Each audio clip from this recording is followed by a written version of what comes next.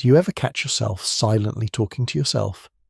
Maybe it's when you're thinking through an important decision, or maybe it's just when you're telling yourself, I need to remember to grab my keys. A lot of people think this is a sign of stress, or even loneliness. But if you often have these inner dialogues, today I want you to see it in a completely different way.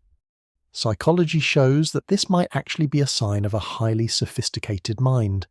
In fact, people who frequently talk to themselves often possess 4 rare personality traits, hidden strengths that not everyone has. Let's explore what they are. The first reason, and one of the most notable traits, you have a superior working memory. So what is working memory? Imagine your brain is like a whiteboard. Working memory is your ability to hold information on that board, erase what you don't need, and organize what's important while you're processing it. When you talk to yourself, you're doing something incredibly smart. You're using language to prioritize. For example, when you're preparing an important dinner, you might say to yourself, okay, I need to marinate the meat first, and while that's sitting, I'll prep the vegetables. That's not just random muttering. It's like having a personal assistant helping you encode information more deeply into your memory. Studies in cognitive psychology show that self-directed speech activates the prefrontal cortex, the executive center of the brain. This helps reduce the load on your short-term memory and improves your focus. In other words, you're not forgetful. You have an incredibly efficient internal management system. The second trait, and this one might bring you some relief, you have a natural ability to regulate your emotions. Think about times when you feel nervous before a presentation. If you're someone who has inner dialogues, you might hear an inner voice saying, I've prepared for this, just take a deep breath and start. That's you soothing yourself. In psychology, this is called self-regulation.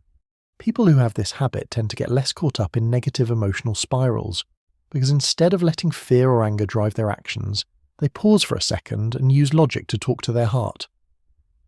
A study published in the journal Psychological Science found that using second-person or third-person pronouns, like you can do this, is actually more effective at managing emotions under pressure than using first-person like I can do this. It creates a psychological distance, helping you see the situation more objectively, as if you were giving advice to a close friend. You're not criticizing yourself. You're becoming your own best friend in difficult moments. The third trait. You have a deep level of self-awareness that goes far beyond the surface.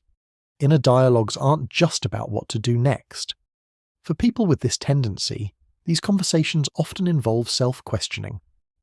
You ask yourself things like, why did I react that way? Or, what does this really mean to me? This is the foundation of emotional wisdom. When you constantly engage in dialogue with yourself, you're constantly exploring the deeper layers of your personality. Psychology calls this introspection, the ability to observe your own thoughts and motivations as if you were a third-person spectator. This makes you less likely to live on autopilot.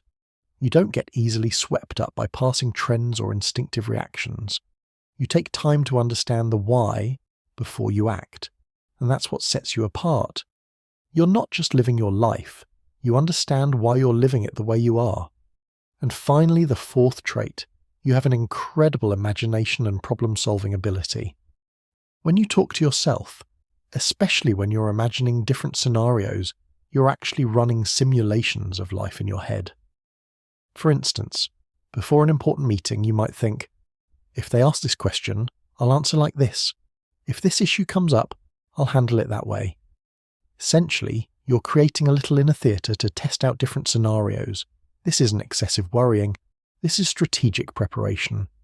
Psychologists at the University of California have found that people who frequently use self-directed speech while solving problems show faster processing speed and greater accuracy.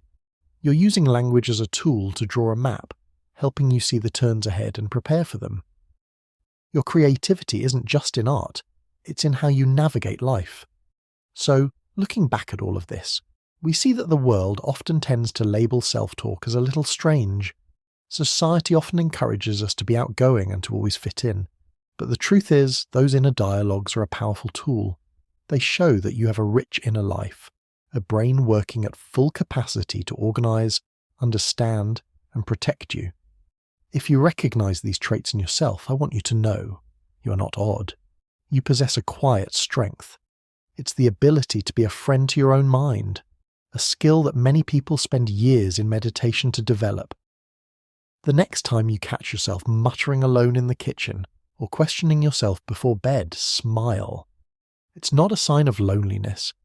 It's a sign of someone who's in the company of the smartest person they know, themselves. If this video gave you a new perspective on yourself, let me know by hitting the like button, and don't forget to subscribe to join me in exploring more fascinating insights into human psychology, because every one of us has inner stories worth listening to. Thank you for spending your time here. Take good care of the person inside you.